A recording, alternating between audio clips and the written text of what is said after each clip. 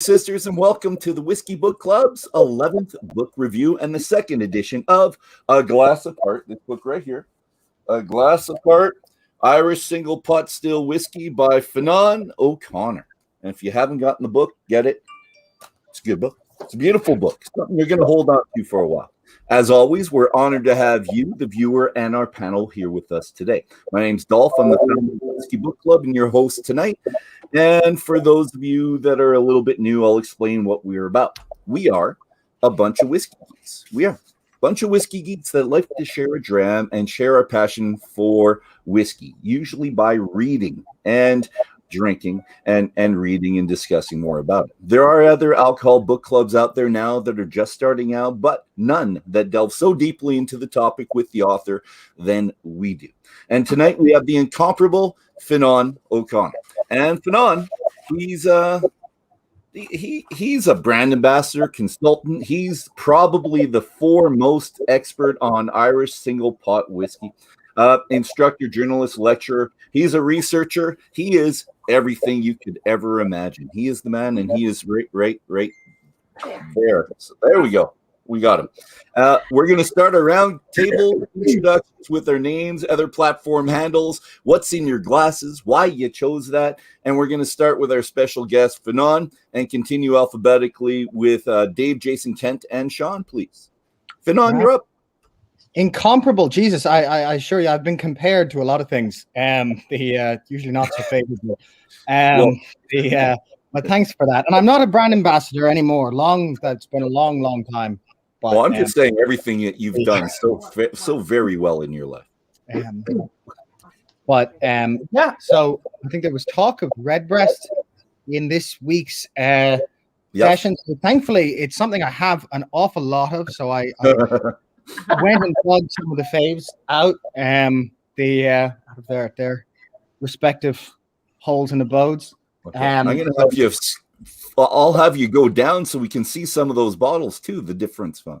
Right. Different years of the 12-year-old. Yeah, and different bits and bobs. So the one I'm drinking now is 2011, just standard Redbreast 12, because that was the one I started writing A Glass Apart in 2012. So 2011 was the Redbreast I was familiar with before I started writing. So if only for sentimental value, seemed like the one to kick off with. Perfect. Well, thank you, kind sir. Dave, you're up. All right. Hey, it's Yukon Dave from his basement as always, and this afternoon, I'm going to be trying to drink more than my fair share of this Kilbegan single pot. And it's your bottle, so your fair share is the whole bottle, really. So good luck with that, buddy. Have that. Working on it. Excellent. Jason. Hi, everyone. My name is Jason. You can find me on Instagram at jmac25. Today in my glass, I have a yellow spot, 12-year-old. And I chose this because after last week where I had an Irish whiskey, but it wasn't a single pot, I promptly went out and bought one. And also on the side, I've got some Guinness because after last week with Fionnan, I tried his suggestion of doing smoked oysters and Guinness is something that he says that is a good match in what they do in Ireland. Excellent. Great idea. Cheryl and Kent. Good afternoon, everyone. My name is Cheryl, and I go by Cheryl's_1 on most social media. Today, I am just drinking a Waterford Ballymorgan, and it was just a sample that was left over from a tasting I was in last night. It was a good tasting. I wonder where you could have ever been. That's good. Yep. And Kent. Hi, my name is Kent. I go by Whiskey Ass on pretty much all platforms. We are definitely not following the pot still because I'm doing a West Cork Irish blended today. And why am I doing it? Because it's open.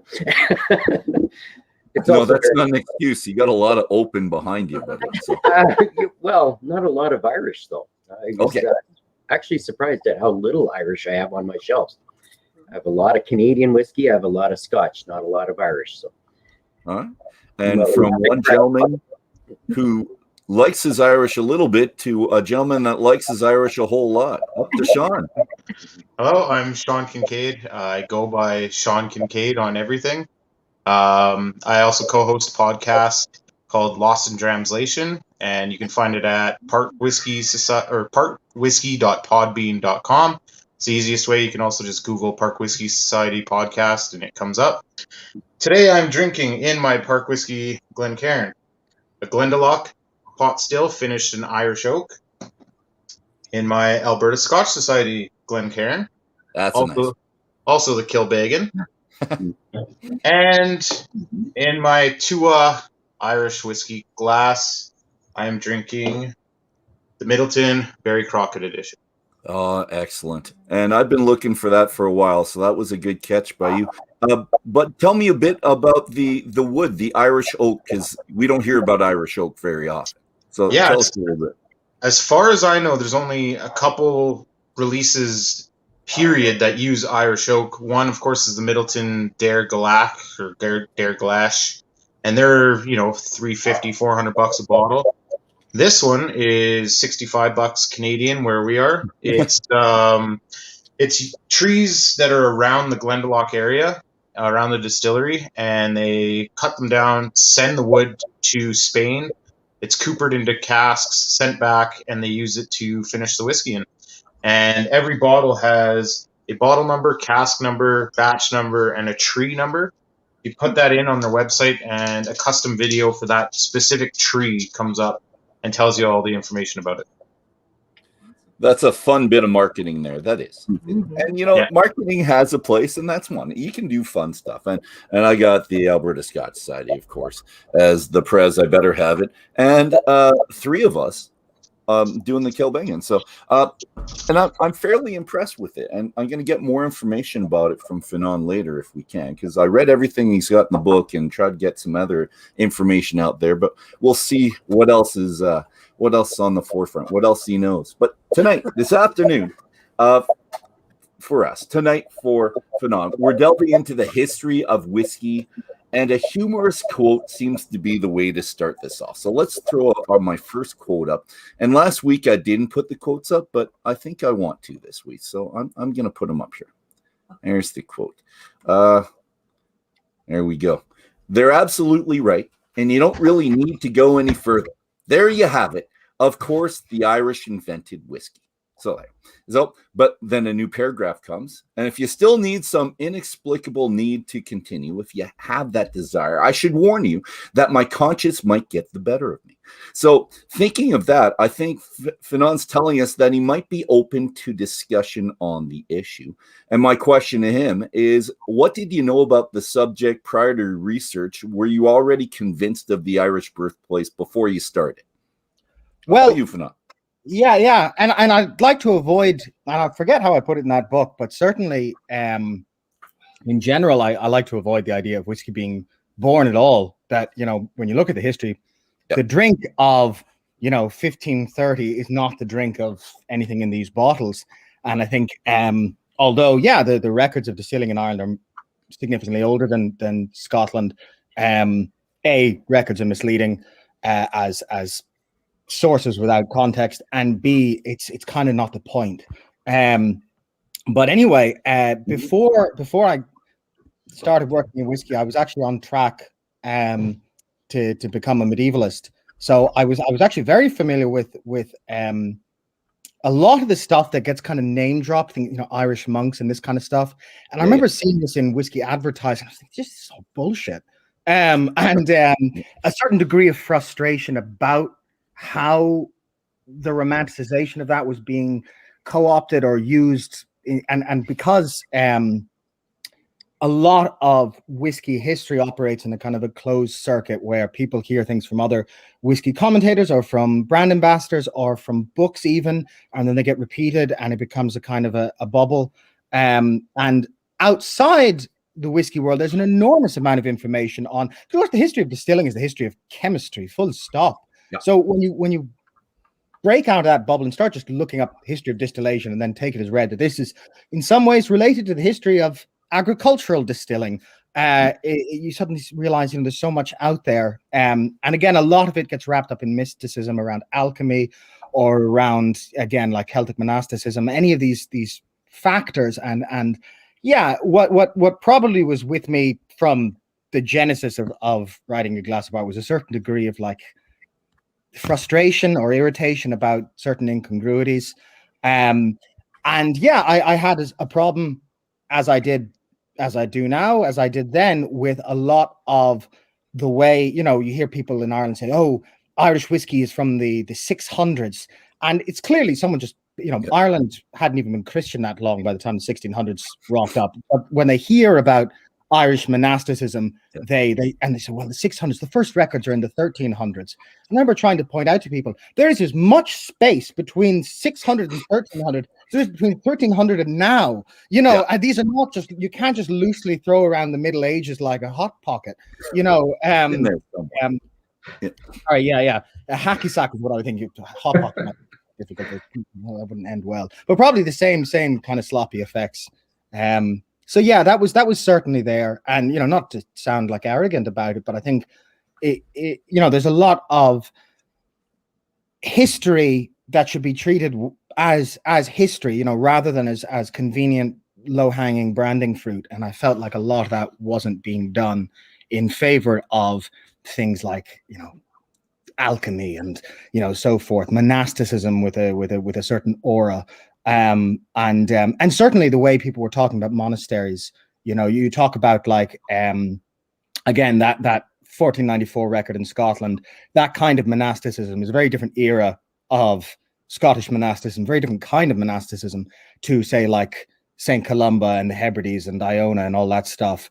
Is a very different type of monasticism to the very first Irish record, the Red Book of Ossory, is Norman Franciscanism. It's totally unrelated, not totally unrelated, but different. And I felt like if I could bring some of what I used to do to that, I might be able to at least clarify some non-whiskey related misunderstandings that were, aiding the bullshit. And just get away from it's just Irish. It's just Irish. Yeah. Yeah, I mean, if you take like a lot of the time they're talking about, Scotland wasn't even a political entity when you're talking about the 600s. Certainly you're talking about the shared cultural sphere. The space between Ulster and the southwest of Scotland certainly was, often run by the same people. There were this blurred cultural sphere.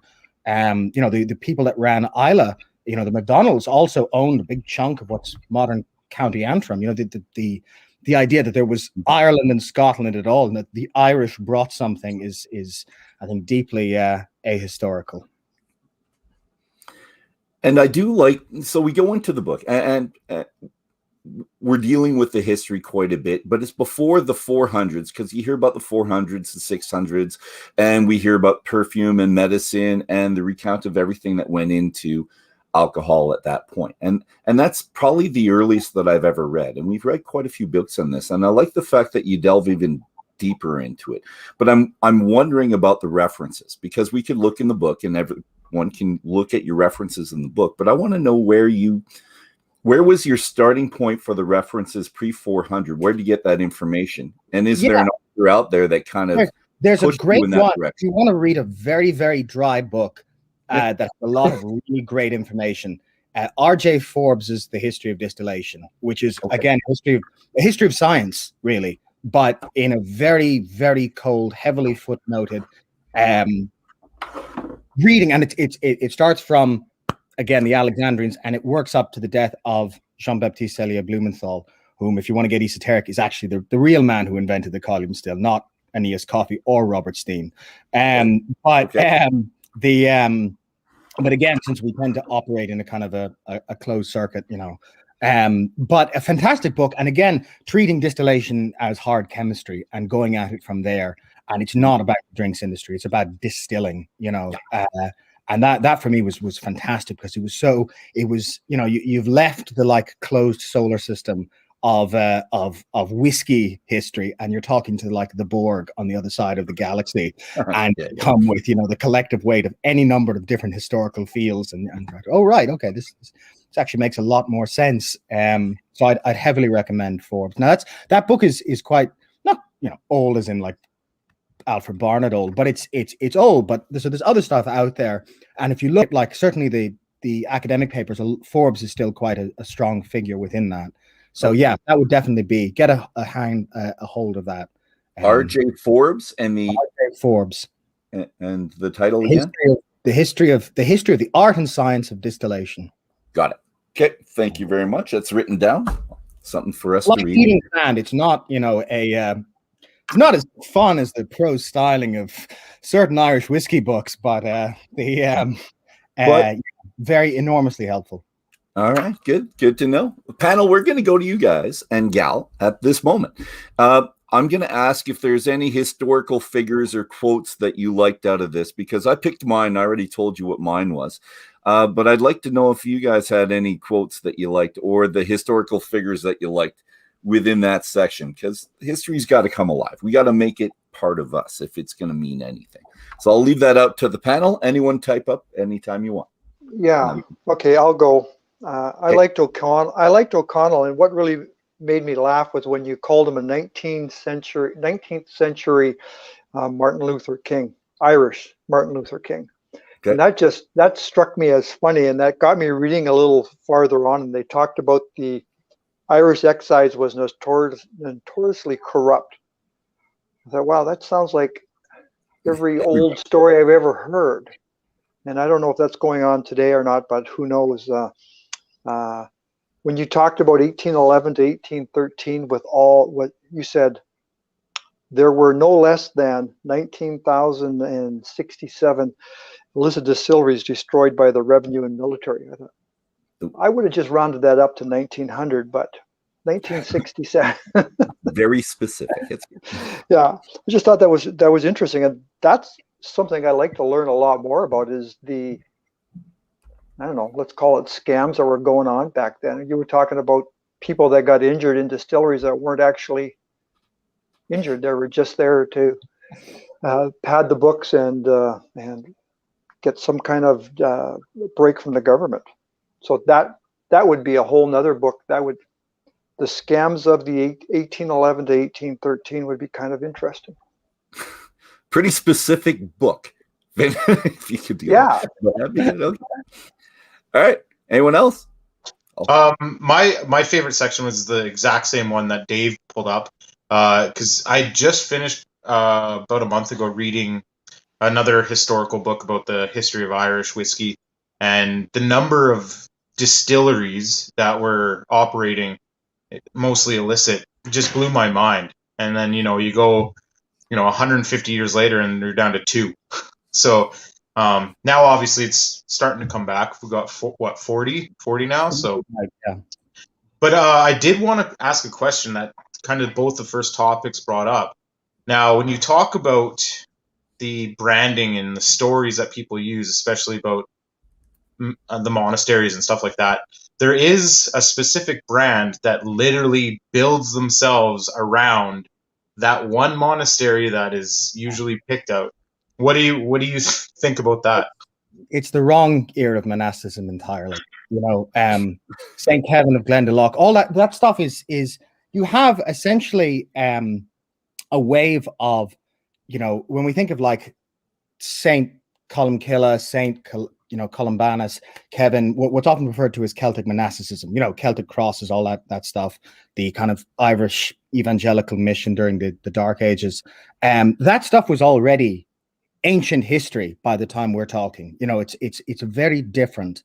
And the way, and when we talk about, Celtic monasticism is largely a term of convenience. It's never called itself that. But the way it worked was you had these monastic cities, places like Clonmacnoise or like Glendalough to a smaller extent, or like Iona, and they were run. They essentially answered to nobody. They didn't answer to Rome. They didn't answer to anything. They could even be hereditary, like the abbey. In some ways they were petty kingdoms. They were quite strange. There was something called the Synod of Whitby, where there was an attempt by Rome to kind of amalgamate them into core European practice. And it's this used to be the kind of stuff I did instead of whiskey. But one of the great jokes I remember, well, it's not meant as a joke, but one of the great historical oddities that is quite funny is at the synod when they were getting rid of that system of monasticism, what compromises were made, what parts of this Irish Gaelic church were adopted into central Catholicism. And the big one was private confession, because in early Christianity, you were required to announce your confession on a stage. And I always thought it was a very Irish thing to like go off into a corner and, do it in private. But that stuff was all old history. And then when you talk about so for instance, the Red Book of Ossory is in the 1300s, and that's, fraternal monasticism. That's where you get orders like the Franciscans, the Dominicans, these Europe-wide organizations, and it's a very different thing altogether. But even the language those people spoke was, but when you're talking like St. Kevin, you're technically dealing with Old Irish, which wasn't even, Middle Irish is the language. In fact, Late Middle Irish is really the time. So again, it's even the extent that Irish monasteries in general made whiskey is largely dubious. You're talking about distilling in a medicinal sense in the first place. You're not talking about convivial whiskey anyway. And again, it's from a much later period. And it's, it's funny, Ireland, that particular form of Irish monasticism provided the largest vernacular literature in Europe after the fall of Rome, the largest non-Latin literature. And there isn't a single mention of whiskey anywhere other, aside from copious references to beer and wine and malt all the time. So as far as I'm concerned, it's the kind of the burden of proof on someone making extraordinary claims is on them. And again, they say, oh, well, there's something about monks. These are famous monks. But again, they already ancient, you're comparing. So yeah, it's salesmanship really, more than hard history. Well, and it's funny because especially at Clonmacnoise, they still on their tours bring that up, and they have it as part of the tour, talking about, oh, this is the birthplace of whiskey. And so when I was there, I was like, oh, okay. Well, so one of the first records is something called the Annals of Clonmacnoise. Now, the Annals of Clonmacnoise is not actually from Clonmacnoise anyway. It belongs to the Clonmacnoise cluster. So you divide. So that one that people often quote about, Richard McGraniel offing himself, is actually from a 1627 English translation of a now lost original. And it was called the Annals of Clonmacnoise. It's also called MacEoghan's Book, because of the name of the translator. Now that original doesn't exist. However, the reason it was given the name Clonmacnoise is because it belongs to an entire cluster of annals called the Clonmacnoise cluster, because they treated Clonmacnoise as the center of Irish Christianity, as opposed to, say, Armagh or Iona or various other centers that were kind of jockeying to be place number one. And when you get these clusters, basically when you look at Irish annals, the beginnings are all the same thing. The chronicles, and they're written at Iona. They're the old stuff. And they all later annals begin with that material, because they all see themselves as the direct descendant of that. And then it kind of gets corrupted by local interests in the second phase, where you get various monasteries breaking apart because Clonmacnoise is more powerful in one area and they have an agenda. And then the last stage is actually where it stops being monks writing it at all. And you're tending to get Fili, hereditary poets, the bardic legal class.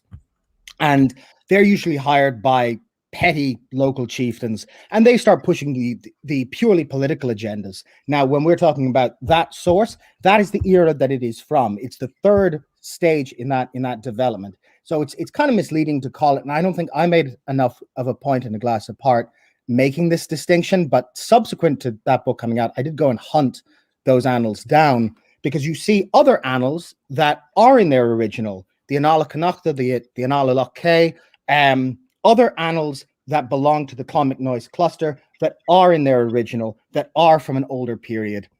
And they just, it's the exact same joke, just as Ishka Baha and Ishka Morava instead of Aqua Vita, Aqua Mortis.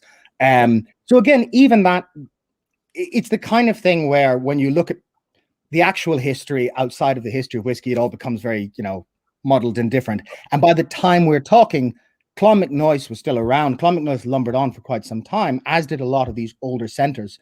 But it's not the Clonmacnoise of high era, round towers, blah, blah, blah. It's essentially the dwindling inheritance of that that sticks around, much as it does for centuries later as an icon, as something to be remembered. In the same way Iona stopped being a force in European letters and Christianity, but was remembered nostalgically and an important place because of that. So again, it's just one of those things where, you know, it gets simplified and then branded. Yeah. Yeah. Okay. Thank you, kind sir. And let's just go back to that thing from the panel. Was there anyone else that wanted to chime in? Because my next question relates to this very well. So anyone? I'm gonna throw up my quote. This is the one. And it can lead to vigor and creative ecstasy, which I really like that. Creative ecstasy, this aquavitae. So that was my favorite quote. And just because I'm in the mood to drink right now, I think. And I'm looking for the creative ecstasy at any point in time, I think. I think that'd be really good. Let's go to the... so, Fionnan, you bring up this point a couple times. The information that we acquire is because the educated few that could read, write, and translate from one language to another. And you go into this in quite a lot of detail.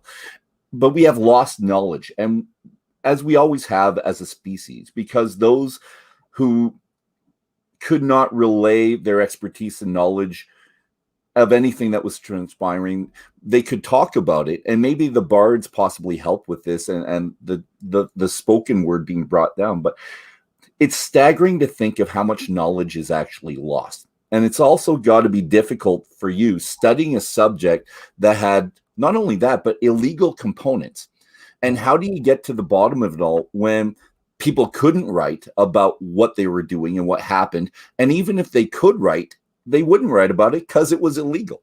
So I want to know, how many men of the people, women of the people could there possibly have been then that cared enough about the average farmer, the average worker, the average distiller in the areas, the towns, the hamlets, whatever it could, that they would actually tell the stories? So how many? Is there a handful? Is there 10, 20? Yeah, Is the problem is that you get heaps of bias. So one great source of a kind is the government complaining about the common folk, and then you can see them describing them. But of course, that is a deeply biased source, and we probably lied to at every point along the way, you know. Or you get, you know, even distilleries early on talking to authorities, or, you know, everything is compromised information, you know. So occasionally you get like, all right, there's a very helpful guy in the 1820s named Michael Donovan. And Michael Donovan was a chemistry professor from Cork who took an interest in poaching and went around, you know, describing practices he saw. So that's more reliable than usual because, again, he has a scientific background, but is interested in pop distillation, and he's not a government figure. So the information he's given is probably a bit more chummy. Now, it still could have been a lie. But there's the idea where he says, "Oh, I met this farmer, and he's quite enthusiastic about it, you know, and we went into a cave where we couldn't be seen, and such," you know, and there's a touch of that. Once in a while, you hit like gems like that, and that one in particular is he wrote a book called Domestic Economy, and I'm not, again, it's been a while since A Glass of Park came out, so I forget whether it's PhD research or whether it's stuff from that. They kind of get blurred. But one thing I found in Donovan that was interesting was he describes, you know, the old narrative is that the poaching distillers made malt or malted grains, and pot still was this child of the malt tax and of industrial distilling. But he describes 3/4 malt being added to one, mixed with 1/4 barley, and it's a kind of a Irish pot still illicit poaching of a kind. And he says, oh, typically now they used to use malt. Now they've been kind of playing around with this in recent years. And you wonder, well, is this the backfeed from what was going on in commercial whiskey, or what? You know, when you're not paying any ruddy tax to anybody, why do you do this? So there's bits there that are quite, you know, little beacons of light. But as you say, it's there's an enormous amount you assume is just lost, you know. And when you found out about the mash bills, like let's say for the poaching that you're talking about, was that the genesis? I'm trying to think of when you went from this and writing this book to your current PhD, looking for the lost or historical mash bills. So is that the point? And when I'm reading, I'm thinking, I think this might be the point that it piqued his interest, or someone reading it piqued their interest, and that's where they started giving you money. So I'm thinking that is the genesis in your mind or someone else's mind. Does that work out? Yeah. No, it was definitely the seeds were things that came up during a glass apart. The PhD itself happened almost by accident. I was hired by Board BIA, which is the food regulatory body in Ireland. BIA is just food in Irish.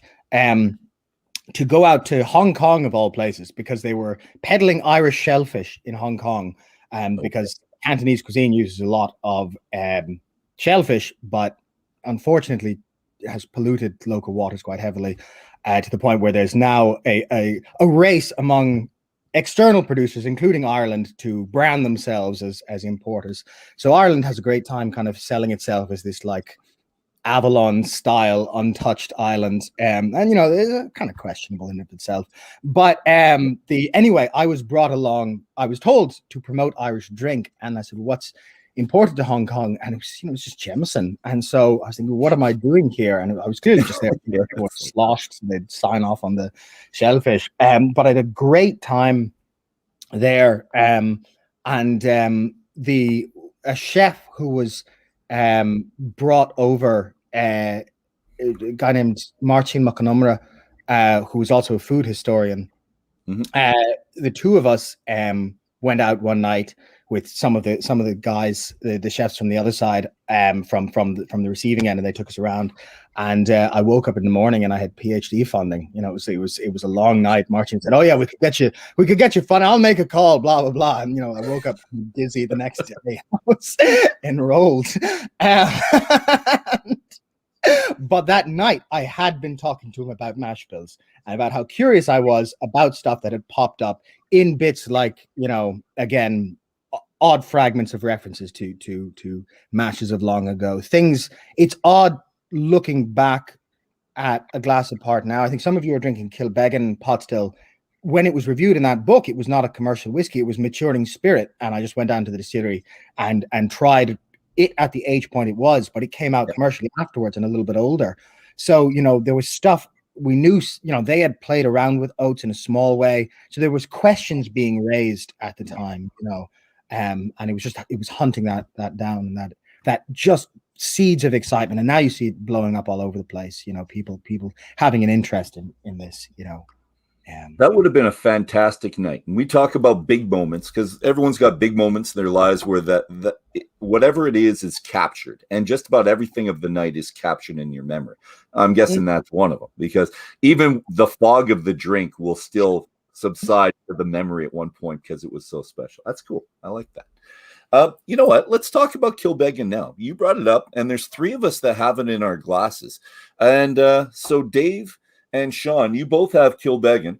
And Fionnan, can you tell us a bit more about it? Because they were bought by Cooley, and they use 2.5% oats in this mash bill, which I thought was really cool. So they're going back to the old mash bills, I think, that you were talking about before. And I'm wondering, when Cooley buys them, why is it not a Cooley name? Or do we just make the connection in our minds that it's Cooley? Why didn't they just take over massively? Well, the original Kilbeggan Locks distillery closed in the 50s. So there was no, before Cooley took an interest, there was no other producer. So Cooley came in and bought a silent facility.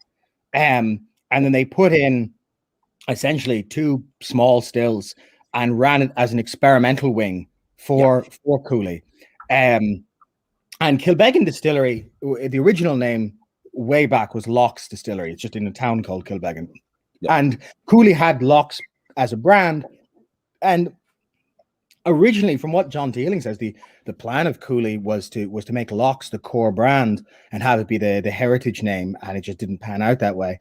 But they have always, for all of the functioning life of the stills that made that, it's been Cooley. And it was really just an experimental wing, and they hired a young man named Alex Chasko to run the place as a kind of a guerrilla arm of Cooley. And Alex is now the head for Teeling. But that was the start of his Irish whiskey career. And so Alex would have made the Kilbeggan pot still. And there were two of them down. There was one with rye and one with oats in it. and the rye one, when the laws were written, didn't comply with. So it's down in the book as Irish pot still, and it was released as Kilbeggan rye. Now it's not real rye whiskey in the sense that like American rye is. Well, of course, Canadian rye is a more loose term. Yeah. Anyway, it was called Kilbeggan rye just before labelings were. It wasn't destined to be Kilbeggan rye. So there were really two Kilbeggan pot stills, but they're both made of malt, raw barley, and something else. Now the oaten one was very small, and the rye one was very large, which is peculiar because I've spent subsequently quite a lot of time with the old Locks distillery records. It's actually the other way around: majority oats, minority rye, and eventually repivoting onto majority oats, and then a little bit of wheat. But anyway, yeah, they were a weird. Those projects were kind of light years ahead of their time. They were double distilled as well. So again, yeah, they're peculiar, creatures. They were majority malt. Certainly that one is the what's now Kilbeggan rye was about a third each way. Might have been more malt, 30% rye, and then split the other two. So they were oddities at birth, and they were certainly, they were laid down, 9-10 years ago, and then there was a kind of a silence of people taking an interest. It was just one more odd thing that Cooley was doing at the time. And Alex did all kinds of weird stuff in Kilbeggan. He made casts with staves of bog oak, oak that's been petrified in bog. Really weirdy stuff. And then Cooley was eventually bought by Beam just before Beam was sold to Suntory. So it was bought by Beam, and then I think Beam was probably kind of puffing up the portfolio before selling it itself to Suntory. So it was bought for a lot of money. 80 million, I think. I forget if that's dollars or euro. I think euro, and then $88 million. Because you saw two figures floating around. But yeah, a pile. And then, John Teeling went and started Great Northern Distillery, and then his son started Teeling Distillery, and Alex came with them.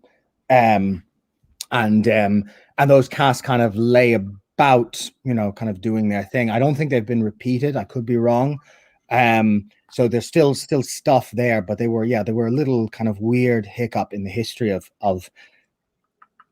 old mash bill revival or adjunct grain revival in pot still. And using a really 180-year-old pot still that they brought in when they opened up in 2007 or 8 or whenever that was, right? It's no, those old pot still ever. Yeah. I think that's even on the back of the bottle. Yeah, those things are largely for show. When they first set the place up, they were doing all the wash distillations in Cooley, and then just doing the spirit distillations in Kilbeggan, and they made a malt that way. Is that how they get the double distillation, the one there and the one? Well, they subsequently put in two stills, but there was a weird one that somebody got a hold of, and what do you call that? It's not single malt, it's not vatted malt, really. It's like half and half. The single low wines. So there was some odd stuff coming out of there. Now I think the plan mainly is to make malt whiskey in Kilbeggan, and when tourists come, they can get some stuff that was made there. When you see Kilbeggan, the brand, most 95% of it was made in Cooley, and I think they're spreading that malt thin over the blend to say a little bit was made in Kilbeggan. The site looks gorgeous. Cooley is a very ugly facility. Was extremely important in the rebirth of Irish whiskey, but it began life at the government potato ethanol plant. It's not it's not like rocking up to Lafroig or someplace. And whereas Locks or Kilbeggan is an old water mill, creaky facility. Looks like you're stepping back in time. So that was where they were trying to encourage. And when original Kilbeggan distillery closed in the 50s, it had later been converted into a museum of industrial history, which is why it was kept intact. And then Cooley actually bought the museum, as it were. So it really is. It looks very, very old. It's quite fun, really. Oh, that's cool. And it's in central North Ireland, more central than north. It's almost the dead center. Okay. they're very Midlands. Thank you, sir. I was looking at your map before. I was trying to think of it. Yeah. So Dave and Sean, we're going to go to your tasting notes, but as you're doing this, Fionnan, think about the first third of your book. You were saying in there that you were looking forward to tasting some double distilled Irish pot still whiskey. So this is that. And whatever we say, I want to know if that's what you thought it would taste like then, because it's happened since, and I'm sure you've had several, but I'll just do that. So Dave, what do you taste, buddy? Well, I think I'm getting too far into this bottle. It's your bottle. It's really odd that I bought this last week, and of course I sampled it as soon as I got home. And first thing I got was butter off this thing. And then last night, when I didn't have the correct bottles, I was drinking this last night at the tasting. And I didn't really care for it. Well, today I really like it. I get that oily mouthfeel that I like. And other than that, I've probably had too many drinks. All right. And I'm going to ask you, because we did this last week, creamy or oily, and I'm going for creamy on this one. I'm going for creamy too. Yeah, okay. Definitely creamy. And Sean, what do you think, bud? I absolutely love this. It's funny because on Instagram, there's actually a couple guys out east started a hashtag Kincaid for Kilbeggan, because they say I've sold more bottles of Kilbeggan in Canada than the reps have. So of course I got it got on the radar of the actual distillery, and they've reached out, as has the Beam Suntory rep. But I picked this up just on a whim because I saw it was pot still. I was like, okay, well, I love Irish, so let's try it out. And for $60, like, it's unreal. That creaminess in this one is mind blowing. I love it. There is like a little bit of the grassy, citrusy notes that I find, but that creaminess and the mouthfeel, and it almost has like a, not earthy as in like peat earthy, but it has like a freshly turned soil kind of what that smells like. I get that. Grassy, but good. Yeah, like grassy. Like if you've ever smelt when they lay fresh sod, it smells like that grassy with a bit of dirt. But I mean, in the best way possible. Can I add something here? Absolutely. Yeah, I bought this because I was looking at the labels of all the other Irish whiskey, and some of them were lacking information. And I think now, because of reading this book and all the other books we've done, I need some information, because I'm looking for a specific thing. And this said Irish, like single pot still on it. It actually told me that it was 2.6 on the oat smash, double distilled. It kind of misled me a little bit. Established 1757, and then Fionnan tells me that they started distilling like a couple days ago or something. No, 2007 they restarted, but they're good. It was a toss-up between this and Redbreast, and so I bought this one because it gave me a lot of information on the bottle that I actually made my purchasing decision from the information on the bottle. And you see a lot of them saying copper pot stilled, but it's not single pot still. So copper pot still, they're kind of leading you to thinking that as well. So I get exactly what you're saying, Dave. I do. Well, at the liquor store, I said, I need a single pot still. They go, well, here, how about this? I said, no, this one says it's made in copper pots. They go, well, isn't that the same? They said, no. I said, no. So all of a sudden, the store guys have got it up on the internet reading about Irish single pot whiskey. Good. Nice. They didn't understand it. So I educated somebody the other day.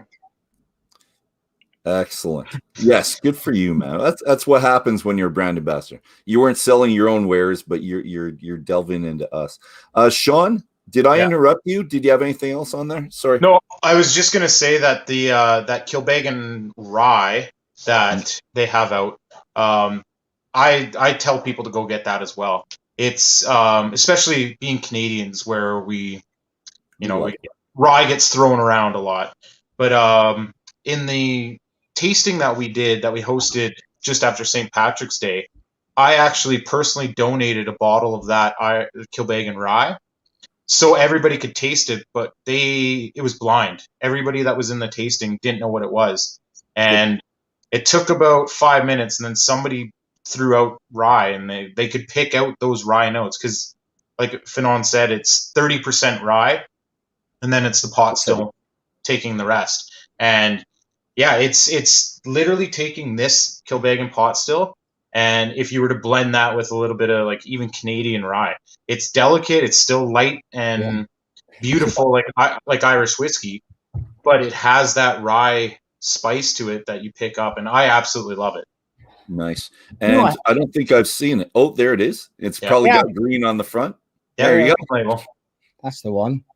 And yeah, it's what I love about it. Exactly, Sean was saying. You know, you're influencing him, Sean. He's got to have some. It's got you know, you get that gingery element from pot still. You know, the pot still spice, but really the ginger, and it works so well. I mean, even without tasting it, pot still spice and rye just makes so much bloody sense. You know, it's a match made in heaven. And so when you smell it, you get that again. You get that ginger, but you also get the, like, you know, herbaceousness of rye. You get the weird, you know, and then again this like lovely kind of brown sugar. I mean, and brown sugar gets used a lot in whiskey, but it smells like actual, you know, like if you were to eat brown sugar off a spoon, you know, not just a faint whiff of brown sugar. No, it's just like actually like, you know, and then when I had this, because it's in the book as a pot still, because that's what it was at the time. It was also aging spirit at the time, and I had it straight out of a cask, and it was really hot. And so, you know, it was quite shocking to come back to it now, you know, afterwards, after it's grown up a bit, but also after it's been, you know, cut down. It just became, when it was cut down, you got more of that oil, more of that, you know. Obviously what we're used to is Irish distillers pot still, which is between 50 and 60% raw barley. And, you know, really the classic heavy pot is, you know, 60%. And and so, you know, very much raw barley led, whereas here that's given ground to both the malt and the rye. So the raw barley oil and spice is in a sense cut back, but it's, again, you get that rye stepping in, and it works so well, you know. Nice. Now I have to find it again. And rye's my favorite of the grains. I do. I love our rye, and he's got one there. I'll be on the hunt. That's okay. You know what? The more I talk to you, Fionnan, the poorer I get. I keep spending more and more and more money. This is good. These are fun. It's just when I talk to my wife, I blame it on you. And since you're the author, it's like, oh, I guess it's for a good cause. And so it's a great cause. Thank you so much. Good. But let's go back to what we said about the double distilled.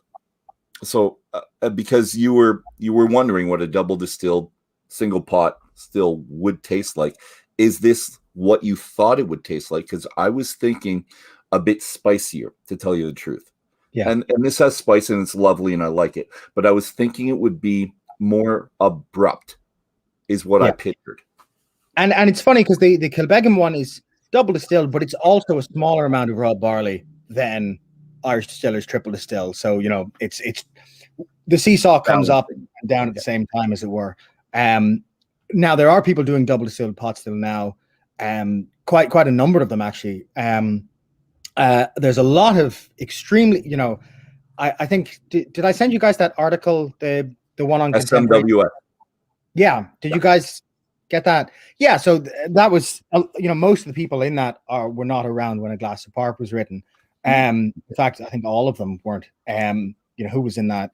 Boann, Killowen, Ecklinville, Waterford, and Blackwater. None of them were around then. And of those, Waterford make malt whiskey, Blackwater make double distilled pot still, Killowen make double distilled pot still, Ecklinville make double distilled pot still, you know, and then Boann make triple distilled pot still. So, you know, 3 out of 5. It's all the new craft guys that want to do it. Ones that have been thinking about it and just let's do it. And it's complicated by, like, Killowen use a lot of odd mash bills, you know, they muck about with oats and wheat and rye and so forth.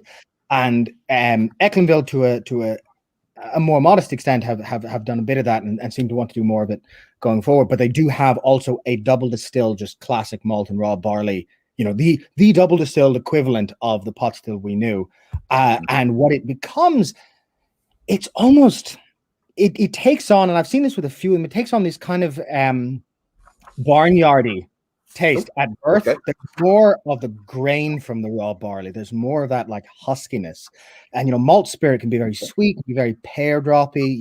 Unpeated malt spirit, and a lot of the double distilled pot stills have had this weird like barnhouse type must almost. Again, Cologne difficult because it's peated, so it's peated pot still as well, which it didn't exist at the time. So that's come on board as well. And there's another distiller up north, Redemon, who have been doing this lovely double distilled pot still that's again it's got this weird kind of decayed peach, real kind of barnyard must at birth. So yeah, it's almost like it became the oil more than the spice seems to come out with distillation. And then you get like the raw barley stops being, it's not like it gets spicier, it is as spicy, but you also get more of the taste of grain itself, almost like a breadier kind of taste. All right. So yeah. Great. And there's a question on the bottom for you, Fionnan. Irish pot still adjunct grains would have been raw or malted. So if we're talking about the oats, I'm not sure. So historically, we're talking about golden age Irish pot still raw, all of them raw. Okay. They were if you look at the trajectory, what really happens over time is that they collapse out. So rye goes first because it was always the smallest. In many cases, rye was only about 5%. And then wheat next, and then oats last. And they're kind of crumbling, but they're going into the raw barley quota until we end up with 40% malt, 60% other, where it used to be 40% malt, say 40% barley, and then 20% other, or within these 30% malt in some cases, and then more adjuncts. However, if you look deep history, if you go back, so like the very first records, and I don't think there's in a glass park because I found them later, of specific grain, popular grain distilling, farmers distilling grain. It's in 1530 and it's in Kilkenny. And it's in the Irishtown markets. So you get a number of places in Ireland called Irishtown, which sounds really ridiculous. There's Irishtown Dublin, but it's basically from the Normans and the kind of Gaelic Irish were supposed to live on the periphery of a city. And so you get so these are from the when Irishtown actually meant Irishtown. You're getting Kilkenny Irishtown market records, and they're complaining about the sale among the locals of aquavita, and to say it doth make the price of wheat and other corns quite dear. And so the very first record, bizarrely enough, is not to barley, it's to wheat. Now they're probably complaining about it because wheat was a luxury crop and meant for bread. So there's more reason to complain about it. But early on, you start seeing references to malted wheat, malted oats. Medieval Irish beer was full of malted oats. Medieval Irish ale it's called Curram, C-O-I-R-M, and Curram was generally, and there's a woman, Susan Flavin, who an academic who writes about medieval Irish ale, and I've been in lengthy exchanges with her, and she said Curram was usually about say like 50-50 malted oats, malted barley, or 75-25 in either direction, but you're dealing with this kind of wobbly weight. But and it was unhopped, and we know a lot about it because again there's a lot of complaints from Anglo-Norman settlers, not even the Anglo-Normans, a later stage, the Elizabethan settlers, about how much they dislike the stuff, this kind of weird porridgey gruel. And a lot of early distillates seem to come from that. So that malted oat tradition is older than raw barley, seemingly. So that's in there very early on. They mix, and then you get in 1796, malted oats and malted wheat are banned to try and preserve them for bread. And they're still used, but then they get used raw from that point on. So it's really about how deep do you want to go, and then you can find malted wheat and malted oats, especially malted oats, if you go deep history. But when you're talking about the like Andrew Jemison high era pot still, Talbot Power kind of era, they would have been raw by then. Perfect. So, thank you for that, and thank you, Connor Ryan, for that question. And sorry, bud, I just wanted to say thank you to him before he came on. Go ahead. Yeah. around in that same time, that 1759 era, we've noticed that I mentioned that potash was actually banned as well. I'm kind of curious because potash is typically used as a fertilizer, but was it more so used for water softener? It's used in water treatment. Yeah. Again, it seems to have been. I mean, you also get. I think there's a reference in there to bog gall. You know, and, Yes. and like bog gall. So gall is something that's bittering, it comes from literally your gallbladder, animal secretions, and any number of things that made something bitter, like wormwood is originally a gall, or myrrh is a gall. So bog gall was stuff collected, sphagnum moss and this kind of stuff that's meant. Iron's another one that would create a bitterness. Yeah, I tried looking up bog gall, and I couldn't. There's a road or a town. Well, it's odd because you're looking for, because it's from a phrase in the ban, and what you should really look up is just gall itself. Look up gall medicine or gall. And again, it's the same root as gallbladder. There was a mistaken belief that snake venom came out of its bladder or something. Those secretions created poison. But I mean, you hear it as a phrase, that's galling, etc. And you see it all over medieval medicine. Gall, Gall. It's all over the Bible as well. You see it in a lot of classical, King James translation. Again, like antiquated versions of English, not even necessarily medieval. You hear the term galls, and so bog gall is not a thing. It's just galls as bittering agents collected from a bog. So almost certainly, bogs are created with sphagnum moss, suppressing oxygen. So stuff like that. There's a putching now, a great legal putching called mickle that use bog myrtle. So I don't know if myrtle is considered a gall, but maybe even that practice has come back in some form. And it was, again. Government and sources. I was thinking maybe a clarifying agent, maybe something like that. I didn't know. Well, this is it. You also get the whole history of gruiting ales, of adding heather and various things, rosemary, in lieu of hops, and hops don't grow particularly well in Ireland. First of all, the original ale, Irish ales were not hopped, full stop. It comes in much, much, much later into Ireland than it does into Britain. And it comes, and first you get the kind of trial and error of Irish red ale, which of course is very low in hops generally. And then stout comes on stream. And that's when you start seeing hops aggressively kind of being pushed into Irish drinking habits. But before you get all these weird kind of gruity things. And you get records of, what was it? Someone once told me something fascinating about Lagavulin in the 1930s were still adding heather into the fermentation, cool. Because it had been done until that. Now that's illegal. But, there was just the memory that this was always the way to do it, and of course, heather ale, the Lanfreich in Gaelic, that was the fermented beverage preceding it. So how much of that would have lingered around? So when we have government sources saying this is all, pernicious activity, who knows if it actually even was pernicious? Could have been very well intentioned, actually had very desirable effects. We don't know. Excellent. I love pernicious. It's a great word. We're going to wrap this up. I just want to put one question up here because I did want to deal with this in the after dram, and Nick posted a great question. So I'm going to bring this up later in kind of the mid-level of the after dram if we could. But the lost histories and the histories of brewing and distilling in women and kind of their integration in there. So I'm putting that up now. We're not going to talk about it now because we're going to sign off because we're going to have last thoughts. So last thoughts by, and let's go alphabetical again. So Dave, any last thoughts? No. The whiskey's talking. Good. Excellent. Jason, last thoughts for you. Oh, now you has last thoughts. Go ahead. Well, I do want to say something. Sitting here to listen to Fionnan is just,